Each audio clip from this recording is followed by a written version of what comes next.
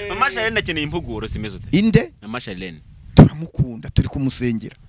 Ubona ari iki kintu yakoze? Turi kumusengera. Tuma ubona ko akeneye impuguro. Ko uziko warabanye n'umugabo mukabana mukabyarana 5. Wumvise? Siko warabanye n'umugabo mukabyarana 4 5 ukamara imyaka wibana. Ukamara imyaka wibana n'abana 5. Ko warabanye n'umugabo mukabyarana 5 mu buriri mukundana ari sheri shushu. Satana akaza kinjira mu rugo ugatandukana n'umugabo. Ukabana n'abana gutyo. Ubwo si uwo muntu agututse cyangwa akubwiye nabi abakubwiye ngo jya kumusengera. Ni ugutanga ibyifuzo ngo tumusengere. Genda samuratsinze icyo ngukundiye uri umuntu umugabo urugendo rwiza kandi urugendo ruhire. Twizere ko mumeze neza cyane abakunzi b'urugendo online TV ndetse n'impimboro TV turabasuhuje cyane turagarutse n'ubundi turi muri rwa rugendo ariko twahembutse ni Samu Gakire ndi kumwe na Vitali ndi kumwe n'abahungu bacu Jerry ndetse na Sad bari kuri kamera uyu munsi twongeye tugarutse n'ubundi nkuko mubizi ko tujya tugira uburyo tujya duhuza ibiganiro cyangwa se tujya duhurira mu biganiro bimwe umunsi kongeye kugaruka n'ubundi turi mu mavuta tugarutse mu mavuta Yesu ashimwe Apotre ahimbazwe gutinze kubivuga wabaye umusiramu mvuge assalamu alaikum uratinya kumuhamiriza iki ko yakugiriye neza yego icyo namize sinzakiruka ntabwo nzatora shahada natoye umusaraba watoye umusaraba mpaka hehe ntabwo nzatora shahada natoye umusaraba mpaka mu ijuru haryo urugendo rugeze urugendo rugeze abarutangiye mu gitondo n'abarutangiye saa 11 bose bibasaba gukomeza urugendo kuko inzira ni ndende nirihe banga ryo mugenzi uri mu rugendo banga nuguhora witeguye kuko utazi umunsi n'igihe rwagutungura wicaye kuri kamera rwagutungura uri mu nzira isi ntigukange turi nuguhora urwana namwe abasenga saba basha kuganira n'Imana muratungurwa iryo niryo banga rimwe gusa Imana yaduhishe igihe Yesu azazira hanyuma uhisha n'umuntu wari wese igihe ashobora gukurirwa mu mubiri guhora twiteguye rero turataka dutigite mu mujyi wa Kigali tugurana ngo ayidigire mini didi ukira ni nonaha kubohoka ni nonaha dukora ibikorwa byo kwiteza imbere ariko tunavuge ngo uyu munsi impande yavuga cyangwa urupfu rukaza utinya urupfu oya ntabwo ndutinya urupfu rutinya abanyabyaha ahubwo rumbonye ruriruka urupfu ruraguhunga impamvu rumunga nuko igihe cyo gupfa kitaraje kandi bavuga ko urupfu ari irembo riduhuza n'ijuru iryo rembo ariko turicamo Imana yabyemeye mu gihe urupfu rwashaka kutunyuza mu irembo igihe kitaragera ntibyaba biri mu bushake bw'Imana niki gishobora gutuma Imana ihamagara umuntu igihe kitaragera oya Imana yaguhamagaye igihe kiba cyageze ntukajye kandi kwani Imana yaguhamagaye igihe kiba cyageze kandi ngo hari igihe ibyo yagutumye ku isi cyatuma urupfu rutwara umuntu igihe kitageze mu gihe umuntu yiraye yavuye mu nshingano akirara Satani ashobora kuguca muri humye hakagukumbanya ubugingo bwa akabutwara nuko wemeze cyane Apotre n'umunini we turi kumwe n'umushumba n'umushoramari ni n'umuyobozi w'ikinyamakuru ariko uri n'umunyamakuru by the way ukora ibiganiro mfite ibyemezo bibinyemerera ufite n'ikarita mfite ibyemezo bibinyemerera ubu noneho babandi bajyaga bazenguruka hirya bakuvuga gukora ibiganiro byose no gutara inkuru hose muri leta n'inyuma y'igihugu hose ndatara inkuru Niki uri kwishimira ubu ngubu uri kubona Yongwe TV iri gukora ubu mwasizeho n'igice cy'amakuru ibintu bitaba byoroshye cyane kuko ku bantu babizi neza amakuru biri mu bintu bihenze yubonye televiziyo yawe iri kuvuga amakuru igakora ibiganiro bigiye bitandukanye ukibuka n'ukuntu wabivugaga abantu bakabyita comedy iyo mbonye ibyo biri kuba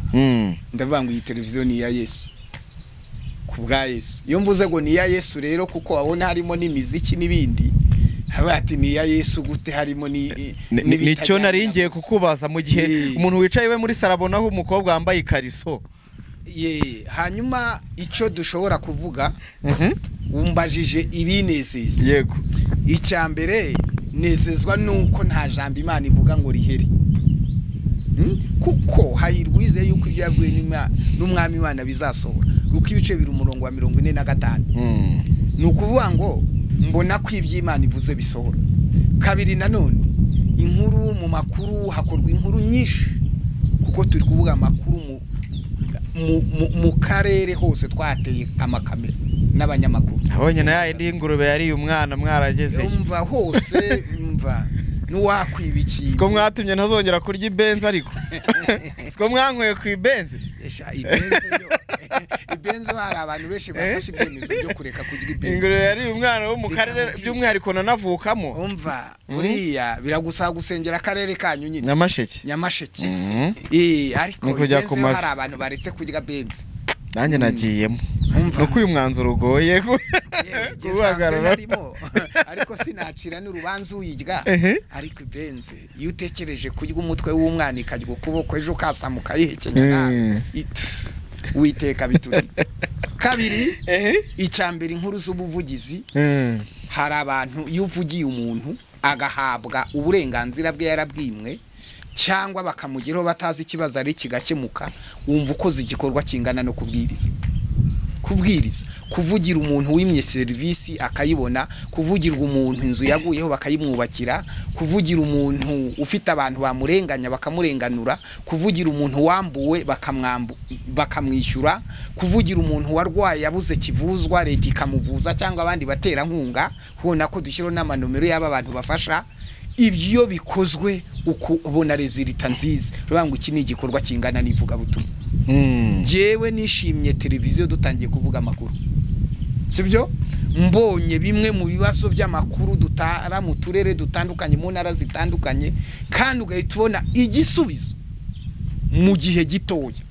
Umuntu akaguhamagara ati mwarakoze kudukorera ubuvugizi. Kavuga ngo ahantu sinari kuzahabwiriza ngo iki kibazo gikemuke ariko ndahabwirije nyuze mu itangazamakuru. Umuntu akabona igisubizo. Icya kabiri ibiganiro dukora bya gospel bikiza abantu barakizwa, abantu barabuhoka.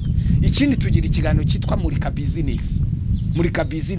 Abantu bari gutinyuka bagakora bakamurika ibikorwa byabo bagatera imbere bakabati kuva twakumva murika business ubuzima bwacu bwateye imbere. Muri makeya rero wakwitaho no kuburi kubwiriza noneho isi yose ikumva n'amahanga ku mbuga zacu kuri Yongwe YouTube, ku mbuga zacu nkoranyambaga ashobora kujya badukurikira. Ese baratura? Baratura? Ega buriya bataratura. Hari igihe twari dutumbiriye amaturo cyane tubango nibatura turarya turishyura inzu abana barajya mu ishuri. Hari igihe nyine abantu baratura gutura n'itegeko. Ariko batuye batana gutura n'ingororano zabo. Ni inyungu zabo. Ariko batanatuye sinatahana umujinya kuko nabanyafite mu mufuka. Bagomba kumenya nyine mugiye mu materaniro ni muture muba mutujuje igitambo cya misa. Ariko munatuye noneho ni byiza mudatuye pastor akenya byaba ari ibibazo. Ariko se ntabwo tukibayeho kubera amaturo. Tubayeho kuko Imana yavuze ngo tubeho. Ikindi tubayeho kuko tugomba kubeshaho n'abandi mu makampani atandukanye tugiye gukora.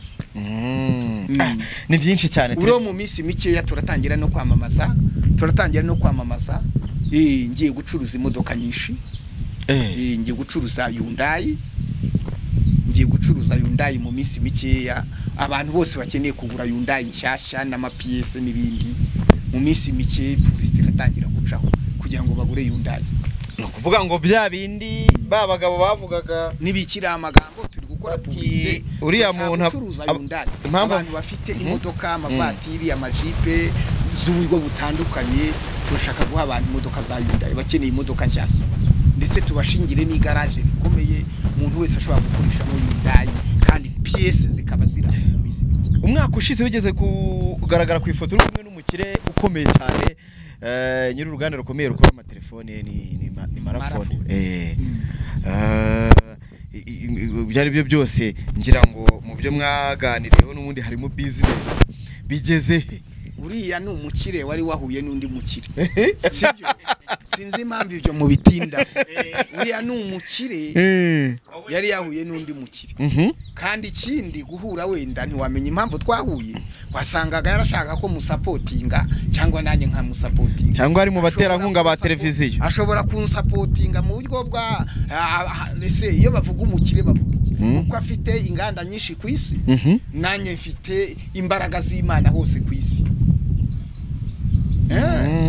afite imbaraga inganda hose ku isi nanjye mfite imbaraga z'Imana zikorera ku isi kimwe rero gikenera ikindi mugiye mu mafaranga adakorwa n'imbaraga z'amafaranga akorwa n'imbaraga z'amasengesho hari abakira ashobora gukenera imbaraga z'amasengesho bakamamagara hari nabandi bashobora kuba ati nitwizeye ubuzima bakamamagara hari n'abakina bati umugabo ufite confidence twicaranye nawe hari ibirwara byakira hari ibibazo byakemuka hari n'abashobora kuba ati umugabo duhuye dushobora kumusapotinga kuko afite ibitekerezo byiza kandi isi yose ikeneye abantu bafite mu mutwe wagutiza umutwe wanjye ukazahungarwa nko mu minsi 7 isamba wahita uhindura amateka nahindura amateka wahindura amateka ubukire buri mu mutwe ufite ubukire bwinshi mu mutwe urabona ujya ukunda kubyivugira ukavuga ati amashuri yanjye arabarika ayo nize nise abanyumva bose abo twiganye ntabahari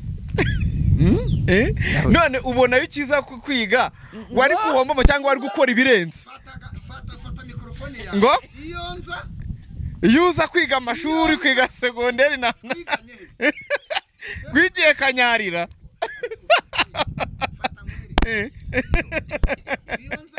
ayiwe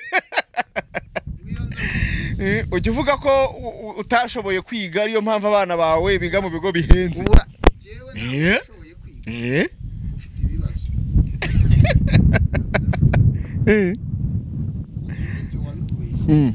nose ufite diplome ya segonderi ya kaminuza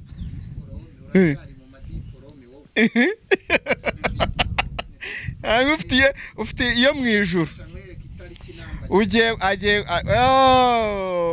warize nibyo ndabyibutse ko wize nambara ntabwo wari uhari wize bibiliya nambara ikanzu ntabwo wari uhari wize bibiliya ubwo nengere ibyo uvuga ni ibihese ni theology yego ni geography ni medicine ni normale ushaka kumbaza ko nizi ibi nibyo ngibyo muri medicine ndi umuvuzi utari gakondo muri medicine ndi umuvuzi muri normale ndi umwarimu ndi teacher n'ubundi kwigisha mu ikoranabuhanga ndi umutekinisiye kuko nkosora abakora muri tekinisi ibyo nkora biri ku byogajuru biri ku minara mbereke iyo babikoze nabi ndabwa ni mwabikoze nabi babirukane cyangwa se mukosora ibi cyangwa mujye mu mahugurwa ibyo bintu byose bifite kubijyanye na evangelization ndi umwaposo ugira inama abashumba bashaka kubaka zagirize neza ibyo ukeneye ko niga cyakoze iyo mpamya bumenye yo ndayemera rwose yo waranambaye hanyuma nzi kwizuriza igifaransa n'icyongereza this is the time to speak more than one language mvuga ururimi kinigihe cyo kuvuga ururimi rutari rumwe ku mupaka tujyanye mu ndege sije wagiye ukurandase umunsi nkwishyuriye atike y'indege sije wakweretse aho binjirira ntago ari ubwambere nari tugendane sije wakweretse uko winjira ni winjiye mukayoberwa gufungura umukandara wo mu ndege sije waho gufunguriye unyicaje iruhande ntago wanyeretse kuko nawe kujya kwihagarika mu ndege sije nakweretse aho unyura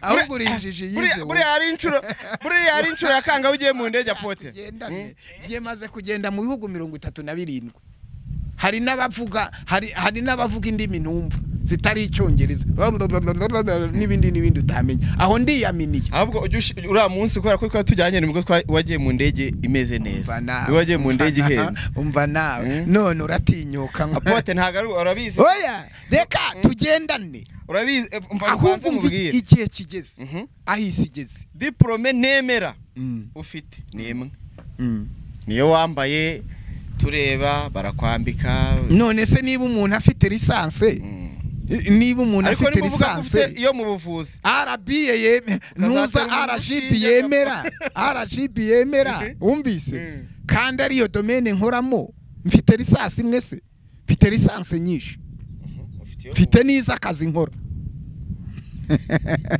ufite niyo mu bunyamakuru oya reka ibyo tubyihorere ibyo tubyihorere Imana ikeneye isi ikeneye umutwe wumvise cyakoze ibyo byemera niyo mpamvu rero nkubashije ikibazo isi ikeneye umutwe ubwenge ufite ntabwo ikeneye impapuro uburyo uhuza ibintu uburyo ushaka gucoordinatinga abantu biza amakaminuza nawe urabazi hanze ndabazi mu kigo cyawe oya mfite abakozi mfite abantu barenga 60 kandi bize ukabicara imbere uvuga ko wagarukiye mu wa gatandatu primaire ngo mama na mama ariko abo utazasebye neyibuye ku karere ariko mu wa gatandatu primaire wari uhari se ibyo bintu urabyitangira mu buhamya wari uhari abana banjye biga Cambridge kubera ko ngiye ntabashije kugira amahirwe yo kwiga ko kantu ujye ukavuga none rero mbwira ukuntu uhuza bari abantu ukabicara imbere nagize amahirwe umunsi umwe yo kwateninga cyangwa se kuza mu nama n'abakozi bawe numva ukuntu uhuza ibikorere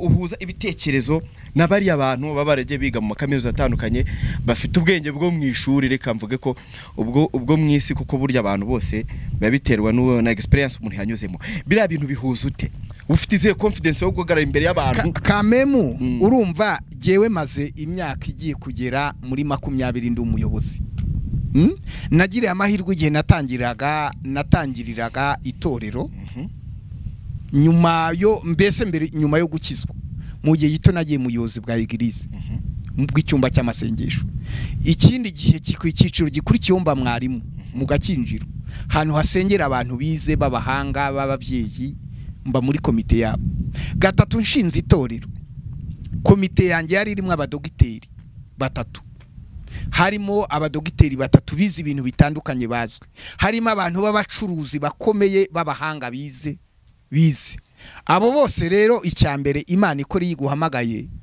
iguha ubwenge bwo kubayobora kuko bose baranyumva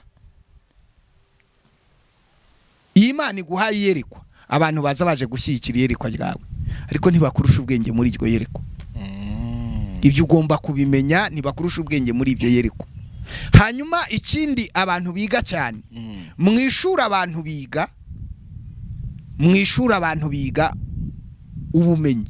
ubumenyi ni ibitabo byanditswe n'abahanga ngo mate izigwa mu buryo bunubu geography izigwa mu buryo bunubu bashyira za ministeri n'isi zishyiraho uburyo bw'imyigishirize yo kwiga ibyo bitabo byanditswe n'abahanga bizewe mu rwego mpuzamahanga niyo masomo abantu biga ku isi muri izo system usanga twigishana muri Cambridge bandi bakigisha mu mashuri akomeye bandi bakigisha muri primaire byose ni ibitekerezo cyangwa ibitabo byanditswe n'abahanga nibyo biga mu ishuri bashyiraho umurongo w'uburyo biga abavumbuzi n'abahanga hari amasomo agenda ahinduka bitewe n'abahanga cyase mu cyiciro secondaire turayigisha gutya university tuzamuke tuzagera ahantu kwiza umuntu akorera dogitora ariko ikintu gikomeye kuruta ibindi umuntu wese avukana ubwenge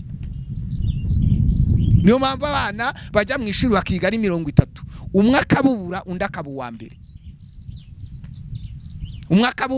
uwa mbere ibyo rero ni ubwenge umuntu avukana ubwenge rero bwa bwenge umuntu uvukana rero iyo bugeretse nubona umuntu yarize akakubwira ngo yarize yongeyeho ibimwubake kuko kwiga biragoye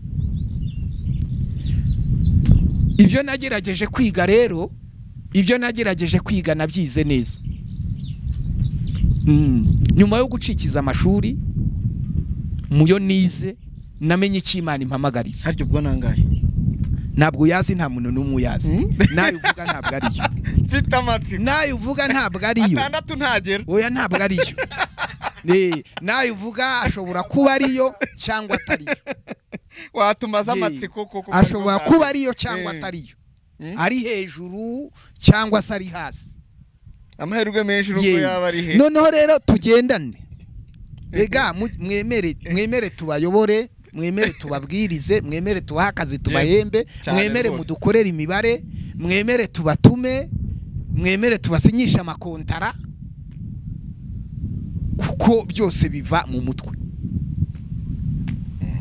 wabyumvise ayo yero nkimara gucikiza amashuri nize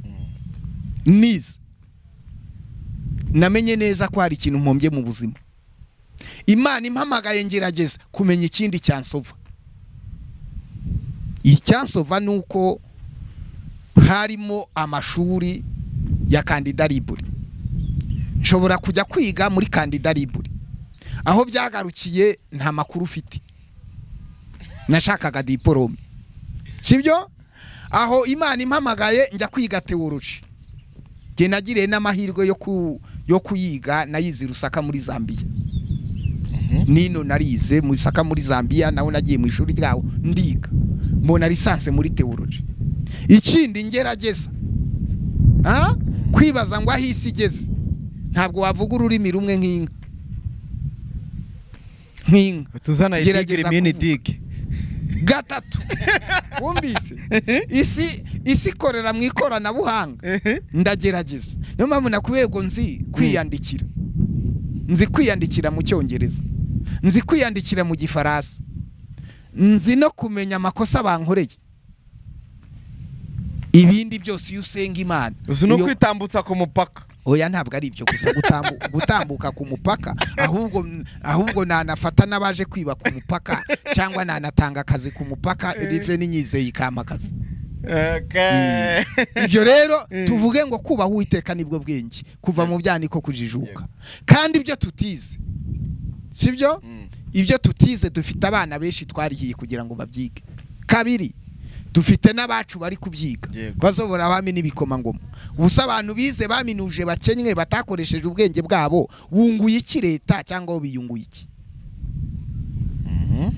Diplome zabo zirabitswe babaye baze senge. Ariko abandi nabo baza amateka yabo mabi bakuriyemo naho babaye. Bari kuhinduza ya mateka imyumvire n'imitekerereze. Yengingo vuze niyo nubwo harabijombye. Oya ntasaba ijombye. Na idigiri mini digi bakura amaboko mu mifuka bakore. Umukuru w'igihugu yagiye gusoza ingando z'abanyeshuri n'aba ofisiye n'abandi bantu barangije mu byiciro bitanu. Aravuga ati mwese mubahaye impamya bushobozi ariko ni mwihimbira imirimo. Ega jewe ibyo nkora n'ibyo nzakora nabwo binsaba kurara mu mibare. Hari abantu bize imibare nimba hakazi bahembwe.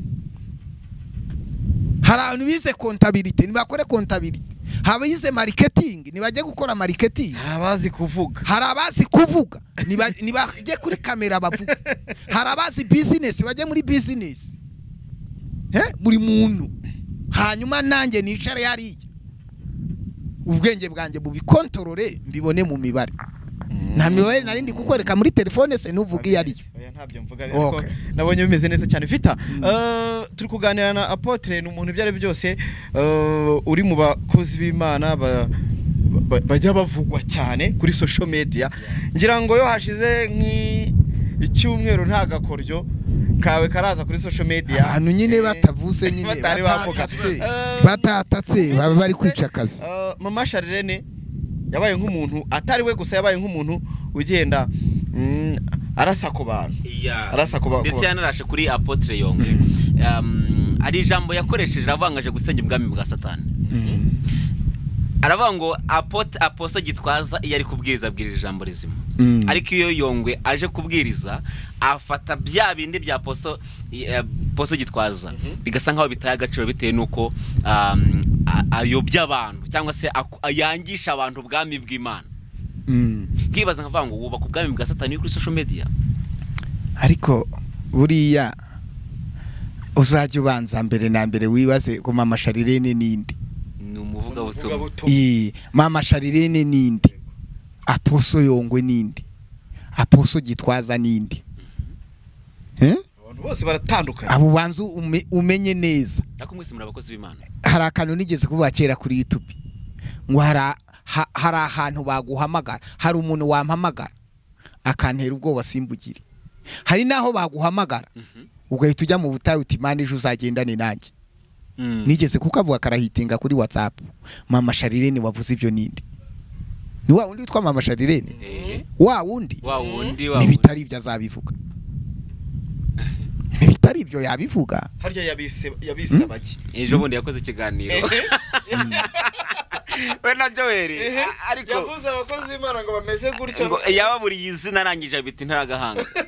none se no intaragahanga byanditse muri Bibiliya se intaragahanga byanditse muri Bibiliya bo nta wabimenya wasanga binanditse kuko mwarize tubanze turibe ahubwo uzambwira iby'abantu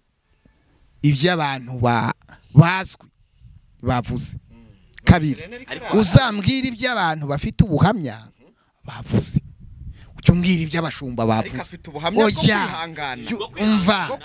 umva jumbaza iby'abashumba bavuze by'abashumba bavuze nk'umushumba umbaza ibyo abagabo bavuze nk'umugabo umbaza iby'abacuruzi bavuze nk'umucuruzi umbaza iby'abantu bazi kuyobora ingo zabo neza bavuze nk'uyoboye urugo rwanjye neza oya kumbaza ibindi bintu by'abantu ushaka abantu mbaza oya ushaka abantu mbaza ariko nawe numuvuga butumwa oya ushaka abantu mbaza ushaka abantu mbaza wakagombye kumbaza ibya representa wa DPR ukambaza wenda ibya regional w'uyu mujyi ukambaza iby'abashumba tuzi ariko se urambaza iby'abavuga butumwa fata abana banjye nabwirije ubutumwa bwiza harimo n'aba basamu namwe nababwirije ubutumwa bwiza hanyuma mushaka uwo nyine uvuga ibyo mugende mu muhugure je ntabwo bambaza ibyo ndi umusaza peti wimbaza ibyabo bantu ubwo ntibyaba wimbaza ibyuwo uwo nibitari byo yabivuga ubwo ntiyabagiye kuzima kuvuga ngo abantu bose baye kukuvuga bahita bavuga birenge iyo ari kuvuga ibyo aba yarazimye ashaka uburyo yahembuka none se ubu mwari kumuvuga mwari yari kuza kuri izi kamera mu ntunze iyo atamvuga byaje gupfute ko umuvuga butumwa se mwari inshuti nanjye ndi kukubaza none se ubundi twashwanye se ubundi oya ntabwo yavuga ko ukorera ubwami bwa Satani cyangwa se ubaka ubwami bwa Satani. Mama Charlene ijwi rye rigera hize ijwi rye rigera cyumvishwe n'abantu benshi ijwi rye rigera rigera kure cyane avuga nk'umuhanuzi avuga nk'umuvuga butumwa avuga nka bishop avuga nka Apotre dore uko Bibiri yivuga dore uko Bibiri yivuga abo kubahwa mu bubahe ntugatunga urutoki abasizwe amavuta utazi iryo hame waba uri kuvuga iki ariko nawe yarasize ko navuye mu itoro rya DPR kera wigeze wumva sede zanjye zose uzisubiyemo wakumva nigeze mvuga nabi pasiteri icyo ni ikimenyetso nta mupasiteri muragirana ikibazo hari ibintu dukwiriye kumenya social media ntabwo bahatukanira social media ntabwo bubahuka abandi social media ntabwo wubahuka abantu ndi umubyeyi w'abana 5 mfite umukobwa ungana nk'uwe mfite umudamu ufite ubuhamya afite ibintu byinshi yahamagara madamu wanjye bagafatanya amasengesho y'iminsi 3 bagahugurana nk'abadamu kuko wanjye yanamuhugura ni Revera Pasiteri ubushuti yanshakaho twahuza Sandra na Charlene bari mu kigero kimwe bagasangira tukubaka umuryango tukanamuhugura tukamwigisha uko agomba kwitwara mu biharimo hega abantu bafite ihungabana abantu bafite ihungabana rimeze utema yandi kwivugira ko abantu bafite ihungabana muri rusange abantu bafite ihungabana hari abagabo bafite ihungabana hari n'abagore bafite ihungabana yahungabanijwe none se abantu niba twataka natwe tubatake reka tubabwire imbabazi z'Imana ziracyariho Mama Charlene akeneye impuguro simeze ute inde Mama Charlene turamukunda turi kumusengera ubona ari iki kintu yakoze turi kumusengera gituma ubona ko akeneye impuguro uzi ko warabanye n'umugabo mukabyarana 5 wumvise si kuba warabanye n'umugabo mukabyarana 4 5 ukamara imyaka wibana n'abana 5 ko warabanye n'umugabo mukabyarana 5 mu buriri mukundana ari sheri shushu Satani akaza akinjira mu rugo ugatandukana n'umugabo ukabana n'abana gutyo ubwo si uwo muntu agututse cyangwa akubwiye nabi abakubwiye ngo jya kumusengera. Ni ugutanga ibyifuzo ngo tumusengere. Biriya ntabwo bishobora kukwambura abakiriya cyangwa se abakristo bagukunda kuri social media bavuga ngo Apotre Yongwe nawe ntabwo atujyana ku Mana ahubwo atwangisha Imana. Yesu yaravuze ngo data ari muri we wumvise ngo data ari muri njyewe nanjye ndi muri jyewe, sibyo? Uwataramenyekana narinzwe muri Yesu. Indi utaramenyekana uwo ngo uri kuvuga utaramenya izina rye, isi yari izi ko ndi umuhanuzi, sibyo? Uwataramenyekana isi yari izi ko ndi umuhanuzi. Uwatarabwiriza narabwirizaga, uwatarahanura narahanuraga, uwatarabona amaturo, uwatarabona abamufinansa nari mfite finance. Ariko se Apotre tubwiza ukuri utandukanye na Apotre Gitwaza? Inde? Wowe utandukanye na Apotre Gitwaza, imyigishirize yanyu cyangwa se imibwirize yanyu muratandukanye? Abakozi b'Imana batandukana. Utandukanye abakozi b'Imana ni Satani. Nuri kubatandukanya abari gukoreshwa na Satani. Utandukanya Bibiliya bango ni mubumwe. Kina Gitwaza tubumwe muri Kristo Yesu. Wowe na Samu Vitali na Samu mubumwe muri Kristo Yesu. Je n'uri kuvuga tubumwe muri Kristo Yesu. Uje gutandukanya abantu rero no kubagereranya abari gukoreshwa na Satani. Abari muri Yesu rero baramusengera. Abakozi b'Imana barabagereranya se. Amavuta bayapima ku kiro. Amavuta niba yapima ku kiro. Bapimishije. Amavuta niba yapimishije. Pimisha imbuto mwera. Umvise. Nta nubwo Bibiliya bango ni mureke bikurane. Nta mushumbura utundi kwisi. Ushaka kuyobora ibihumbi 10. Harimo intama, harimo ihene ibihumbi 9,990. Undi akayobora ibihumbi 10. Abashumba harimo bose ari intama. Abashumba bazatonda umurongo bageze imbere y'umutahiza mukuru Kristo Yesu. Buri wese ayoboye izo yagize yahawe. Ntabwo ratwe twikundisha ku mushumba runaka. Umushumba wese ubushumba bwe bwubakirwe kuri Yesu, nanjye ubwanjye bwubakirwe kuri Yesu. Buri muntu wese yirinda uko yubaka kuri urwo rutare. Emereye kuza kuri kamera zanyu no kujya mu mbasapoti banaje kusapotinga impemburo n'urugendo no kugira ngo abantu babakurikira, tubaha ibyishimo, tubatere morale, tubatere confidence. Je ntabwo nza kuri channel kugira ngo mbone views. Mfite channel Yongwe YouTube bayikurikire channel kandi mujye murekera ibyo navuze byose. Yongwe YouTube bajye bayikurikira. Wandikaho Yongwe YouTube bayikurikira imbuga nkoranyambaga za Yongwe YouTube. Nza hano rogewe nje kugira ngo mvugire ku binyamakuru byanyu birushaho kuzamuka, hanyuma nsobanure nibidasobanutse abantu bakurikire nyine baba bishimiye kumva ibyo mvuga. Nkoye mw'ingofero. Uzimamvu nkoye mw'ingofero.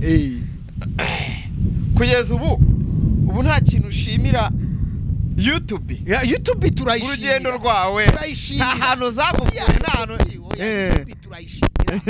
Nta hantu tuvugira nyine batanga ibitekerezo.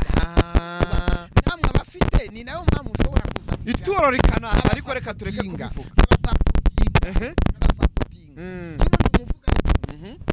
Muza kumbaza rero ibyabo bana baba bavuze, uraburi kumbaza ibintu bitari ngombwa.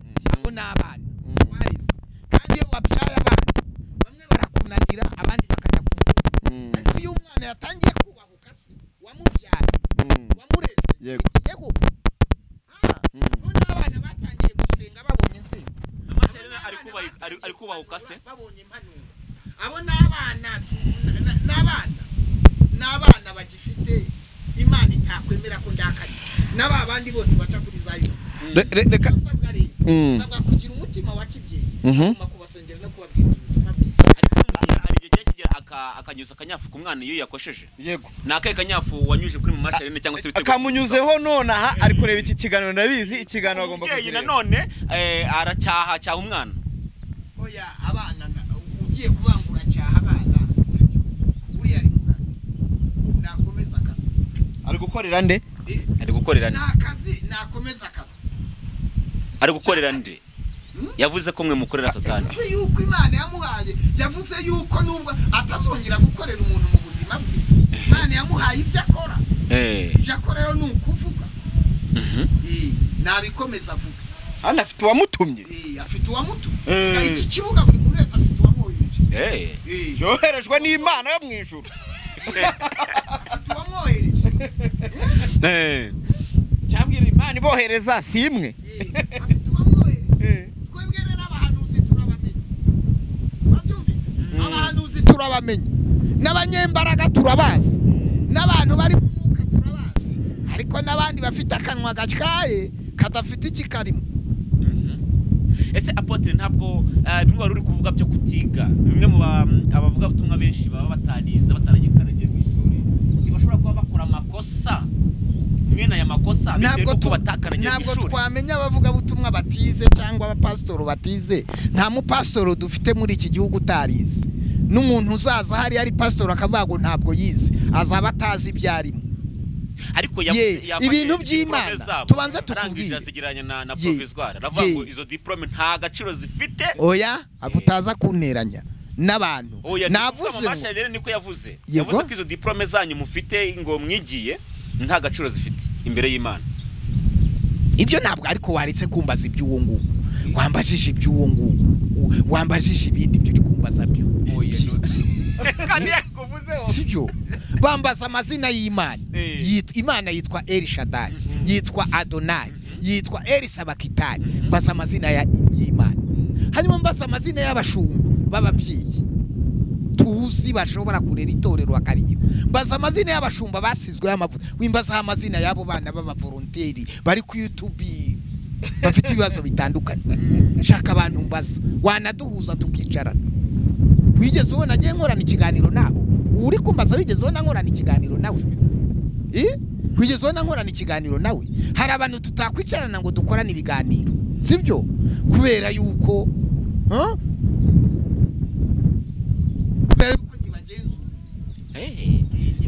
bazarera Apotre wenda reka dusoze ngo ntabwo ari iruhande rw'ababisha yego ni umuntu uri kuvuga kuri YouTube kugira ngo azamure canuye kugira ngo izina rye rikomere yerekane ko ari umunyembaraga ariko ibimenyetso bitatu by'uko umuntu ari umunyembaraga agira imbabazi akababarira ikimenyetso cy'uko umuntu yakuba ku bwami bw'Imana abanza kuba ku itorero rigera mu icya gatatu ikimenyetso cy'uko sibyo yarezwe yubaha abakuru okay reka dusoreze ku n'ubundi nubwo wagisimbutse ariko nicyo tugiye gusorezaho we n'abandi bantu baza kuri social media ukavuga bakubahuka amavuta y'abashumba bakuru cyangwa se y'ababaruta urabaha ubuhe butumwa nubona umuntu yaragusize wumvise nubona umuntu yaragusize ubusigaranye ijambo rimwe gusa gutera isari ukamwubaha ukamwigiraho ibyo nibyo abantu batamenya nubona umuntu yaragusize ukeneye kumwigiraho no kumubaza inzira yanyuze ntabwo ukeneye kumurwanya niba umuntu yari imitswe niba umuntu yarahamagawe kandi Imana imuhamagara wari uhari none umuntu yaragutanze mu kibuga agatsinda igitego cya mbere agatsinda icya kabiri wumvise mubaza uti bateramo gute mu rushundura wikora komanteri nujya gukora komanteri urwanyu urashaka kumenyekana jambo wabwira abana bavuga butumwa cyangwa se aba bantu bagenda baza kuri social media ariko bameze nkaho bari gushanuka cyangwa se bari kuririra ku bantu barusha amavuta ariko bakaburiraho bavuga nibabanze batwegere tumenye impamvu baje muri social media tubaha inama kuko social media tuyimazeho imyaka tuza amabwiriza buriya dufite n'amabwiriza tuzi n'amategeko abigenga bo batazi hari amahugurwa twakoze dufite ibigo by'itangazamakuru twabaye mu mahugurwa atandukanye tumaze imyaka muri social media nushaka kuyizaho rero urabanza ubaze ngo bikorwa gute bigenda gute kuko umuntu azaza twike ayisonzereho atahe ayiveho kabiri undi azaza tukane bamujyane muri ribu bamufunge kuko gutuka umuntu birubaka nujya hari ukantuka banza umenye utuka ninde ndi umubyeyi sibyo ndi umubyeyi. Kabiri, ndi umushumba uzwi mu gihugu. Gatatu, mfite ibyo nkora bifitiye Abanyarwanda umumaro. Banza wubahe ibyo, wubahe ibyo. Nutubaha ko ndi umubyeyi, ubahe ko ndi umukozi w'Imana. Nutubaha ko ndi umukozi w'Imana, ubahe ko hari ibyo nakoze byanditswe mu mateka. Kandi mu mateka muri iki gihugu mubazanye ububyutse ndimo. Mu mateka muri iki gihugu mu byazanye ububyutse ndimo. Apotre, ntabwo ushobora kuba wenda uvuga ibyo wakoze ariko uyu munsi ntabyo ukora bijyanye n'ubwo bubyutse n'iryo vuga butumwa, ukaba uri kwirata imiringa. Ibyo nkora ni ibiheze. Uyu munsi imiringa ubundi si ibyo umuntu yakoze. Ibyo umuntu yakoze mu Mana birasibwa.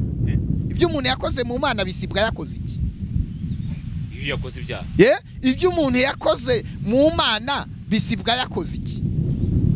Iyo yakoze ibyaha. Reka dusoze duha abantu nimero za. Ni nk'ibihe byaha rero uzi nakoze byatuma ibyo nakoze bisibwa? Ntabwo mbizi. Simbizi.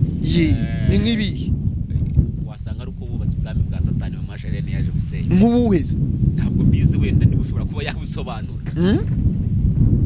Ibyo ntabwo twabimenya. Nese umuntu najya hari agatukana tubiye agaciro. Ibyo nakoze mu Mana nibyo ngikora. Ndacyasenga, ndi umushumba w'amatoro ya Horebu. Ndi umupanekote muri ADPR, nkaba n'umushumba w'amatoro ya Horebu. Kuwa gatatu nagiye gusenga mu Gakinjiro. Barakwakira nk'umushumba. Inde? Wowe. None se nari ngiye kwiyakiriza. Banyakira nari ngiye kwiyakiriza. Umva ya myumvire yawe. Urumva, umva ya myumvire yawe. Twebwe tuzi ibyo dukora. Bakira uwagiye kwiyakiriza. Ubundi wawe wakoze ibirori. Wumvise? Icinzanye ni mu birori. Ntabwo nje kwicara ku ntebe y'imbere. Nyatsi na karande ni nonaha. Kubohoka ni nonaha. Gutera imbere ni nonaha. Kuba umukozi w'Imana ufite ibyo ukora. Umugore wawe afite ibyo akora. Nawe ufite ibyo ukora. Ujya imbere y'abakristo ufite umutima mwiza, udafite umururumba, udatumbiriye amaturo, ntihagira ukunyuza mu ijisho. Ikindi ijambo abantu basigarana. Nubona umuntu yazamutse, emera amavuta yamuzamuye. Wijya kuyarwanya n'uyarwanya, uwakuruse yanagusenya. Yego. Turagushimiye cyane. Tunashimira n'abantu bose mubana natwe, Imana ibaho.